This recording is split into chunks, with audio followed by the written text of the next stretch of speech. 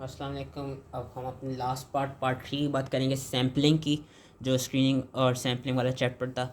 तो सैम्पलिंग की बात करते हैं। सैम्पलिंग में sample, what is a sample? Sample इसकी जो बुकिश डेफिनेशन है ये याद रख लीजिएगा। सैम्पल एक सबसेट होता है। It is basically a portion from whole with all its inherent qualities, that is known as a sample. And sampling क्या होती है? जो सैम्पल को लेने का प्रोसेस होता है वो सैम्पलिंग होती है। कि वही जो सैम्पल की डेफिनेशन थी उसके पीछे हमने प्रोसेस ऑफ लगा देना है कि process of taking a portion from whole with all its inherent qualities, that is known as sampling. And it is, we do sampling because it is more easy, it is more economical, क्योंकि हम sampling करते हुए, और sampling हम करते इसलिए क्योंकि we can not involve the whole world. Method of sampling क्या है कि sample is a subset of population. जो एक सैम्पल होता है, इट उस जो सैम्पल होता है दैट सैम्पल बेसिकली उसको हम लेते हैं ऐसे कि it represents the whole world under consideration. It should be large enough but not too large कि हम ले ही ना सकें सही से results. And the selected elements, the selected individuals, they should be properly approach, they should be properly included and properly interviewed. मतलब properly उनसे कॉन्सेंट लेनी चाहिए, उनको पूरा प्रोसेस बताना चाहिए जो भी हम रिसर्च करने लगे हैं उससे रिलेटेड। दो तरह की सैम्पलिंग होती है, probability, non probability. Probability sampling और नॉन प्रोबेबिलिटी सैम्पलिंग में मेन डिफरेंस ये है कि जो प्रोबेबिलिटी सैम्पलिंग होती है उसमें ईच एलिमेंट या ईच इंडिविजुअल, ही और शी या it has the same chance of being included in the sample. Versus non probability sampling में क्या होता है कि नॉन प्रोबेबिलिटी सैम्पलिंग में each element does not have the same chance of being included in the sample. कि there is no assurance that each element will have the same chance of being included in that sample, that is non probability. Versus probability sampling में हर individuals के पास, हर बंदे के पास या हर चीज़ के पास same chance होता है of being included in a sample. अब जो प्रोबेबिलिटी सैम्पलिंग की चार टाइप्स हैं, उनकी अगर पूरी चीज़ें नहीं याद होती तो कोई बात नहीं, लेकिन एटलीस्ट इनके नाम हमको पता होने चाहिए। वैसे पूरी चीज़ें भी पता होनी चाहिए, थोड़ी बहुत एटलीस्ट पता होनी चाहिए क्योंकि वाइवास में पूछा जा सकता है।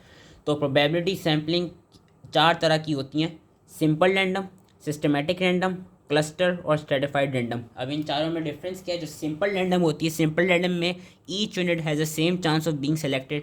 कि सिंपल रैंडम की ऐसे होती है कि लेट्स सपोज कोई अगर 150 की क्लास है तो उसमें मैं हर बंदे को 1 से लेकर 150 तक एक नंबर असाइन कर दूंगा, और ऑन बिल्कुल रैंडमली मैं कोई भी नंबर ले लूँगा कि 9 आ जाए, 13 आ जाए, 14 आ जाए, इस तरह करके रैंडमली मैं खुद से चूज़ करता रहूँगा।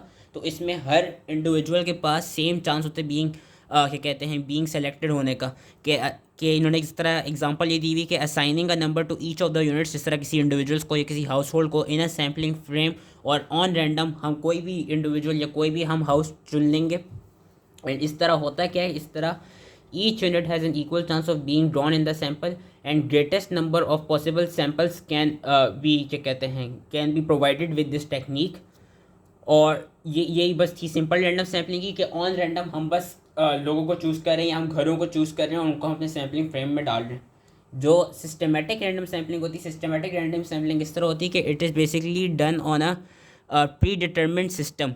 कि इसमें उन्होंने इस तरह एग्जांपल दी हुई है कि we would be either picking a 5th या 10th unit at a regular interval. इसमें एक सैम्पल इंटरवल आ जाता है कि लेट सपोज इन्होंने एग्जांपल दी हुई है कि कोई भी जगह है, वहाँ पे 100 घर है, उन 100 घर में से हमने 10% को सैम्पल में लेना है। तो हमने उन घरों को नंबर कर दिया 1 से लेकर 100 तक।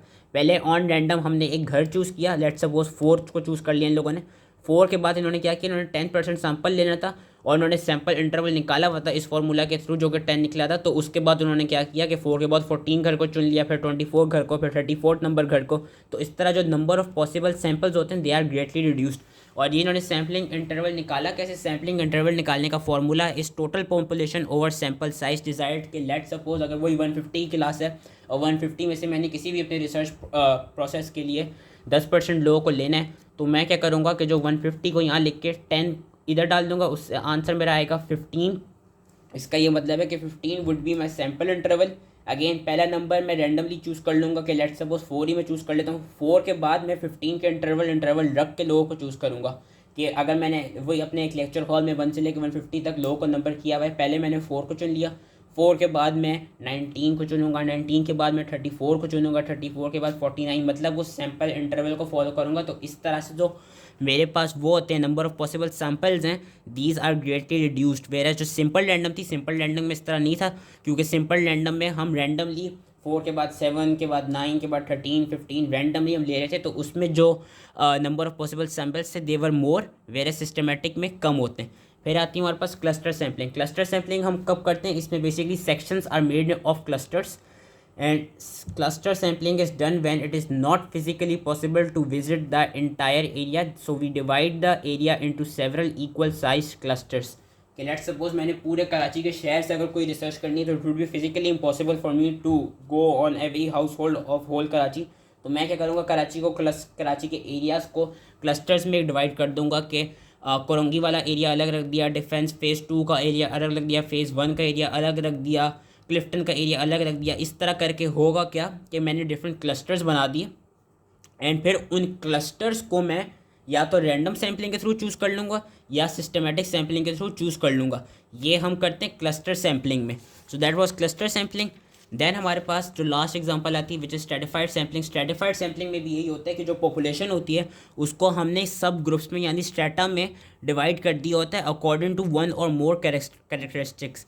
के लेट्स सपोज हम लोगों को एज के बेसिस पे वो कर सकते हैं, सब डिवाइड कर सकते हैं कि यंग इंडिविजुअल्स को अलग कर दिया, ओल्ड को अलग कर दिया, यंग में भी फर्दर 1 to लेके 5 तक 5 क्लास के बच्चों को अलग कर दिया, या 1 to लेके 5 ईयर्स के बच्चों को अलग कर दिया, 6 से 10 ईयर्स के बच्चों को अलग कर दिया, या सेक्स के बेसिस पे मेल्स को अलग कर दिया, फीमेल्स को अलग कर दिया, इकोनॉमिक स्टेटस के बेसिस पे, रिलीजन के बेसिस पे हम अलग कर देते हैं। एक हम स्ट्रेटास बना देते हैं विच आर बेसिकली सब ग्रुप्स, और फिर वो जो स्ट्रेटास होते हैं, वो जो सब ग्रुप्स होती हैं, उनको हम फिर रैंडमली या सिस्टमेटिक सैम्पलिंग के थ्रू उन स्ट्रेटास को हम कलेक्ट करते हैं एंड देन हम उनसे जो भी हमने अपनी परफॉर्मेंस करनी होती है वो कर लेते हैं।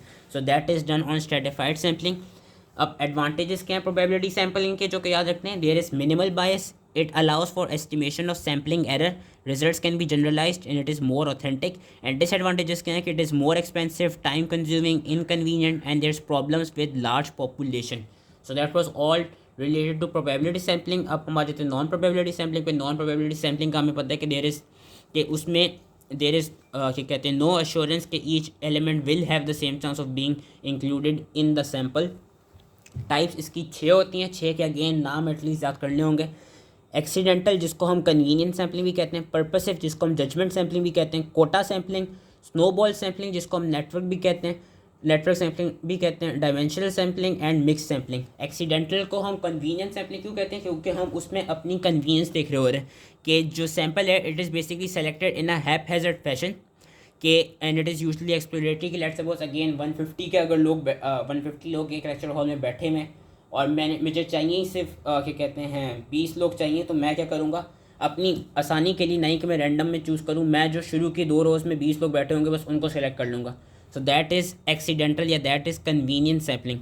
पर्पसिव सैम्पलिंग का बस नाम याद रख लेना है, वो इतनी इंपॉर्टेंट नहीं है कि it is basically done on the basis of some predetermined idea. Quota sampling में क्या होता है कि अगेन इसमें basically strata of the population are identified, यानी subgroups are identified, subgroups पहले बनाए जाते हैं and then the researcher will determine the proportion of elements needed from various segments. यानी जिस तरह उन्होंने एग्जांपल दी हुई है आगे को कि लेट्स सपोज एक क्लास है, अगेन अपनी एग्जांपल ले लेते हैं कि एक 100 बंदों की क्लास है, उन 100 में से 60% फीमेल्स हैं, 40% मेल्स हैं, यानी 60 फीमेल्स हैं 40 मेल्स हैं, और हमें अगर उसमें से 50 का सैंपल चाहिए तो वो हम 50 का सैंपल ऐसे लेंगे कि उस 50 के सैंपल में भी 60% फीमेल्स होनी चाहिए यानी 30 फीमेल्स होनी चाहिए एंड 40% मेल्स होने चाहिए यानी 20 मेल्स होने चाहिए। तो इसमें बेसिकली जो स्ट्रेटा को पहले आइडेंटिफाई कर लिया, जेंडर को हमने आइडेंटिफाई कर लिया, मेल्स फीमेल्स को अलग कर लिया, और फिर हमने क्या किया कि we determine the proportion of elements needed from the various segments. That was quota sampling. Lastly हमारे पास है स्नोबॉल सैम्पलिंग। स्नोबॉल को हम कॉन्फिडेंशियल सैम्पलिंग भी कहते हैं, नेटवर्क सैम्पलिंग भी कहते हैं और कॉन्फिडेंशियल भी कहते हैं। इसको हम कॉन्फिडेंशियल इसलिए कहते हैं क्योंकि हम इसमें बेसिकली हम कुछ कॉन्फिडेंशियल डाटा, हम कुछ कॉन्फिडेंशियल इन्फॉर्मेशन ले रहे होते हैं डिफरेंट ग्रुप्स ऑफ पीपल से। इन्होंने आगे एग्जांपल भी दी है कि हम प्रोस्टिट्यूट से या एल्कोहलिक से या ड्रग एडिक्ट से हम उनकी पर्सनल लाइफ से रिलेटेड या कॉन्फिडेंशियल जो चीज़ें होती हैं वो हम उनसे पूछते हैं। तो इस तरह की जो सैम्पलिंग होती है इसको हम स्नोबॉल सैम्पलिंग कहते हैं।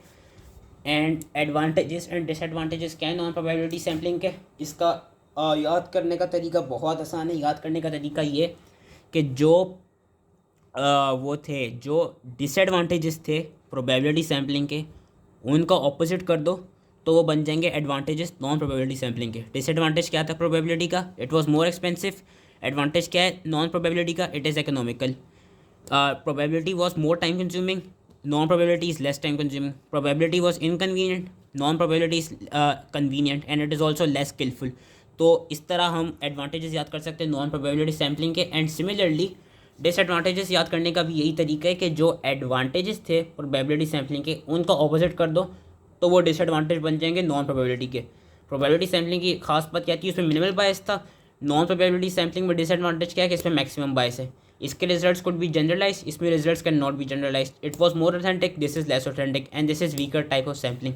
So that was all related to this chapter and your sampling. I hope easily समझ में आ गया हो and thank you.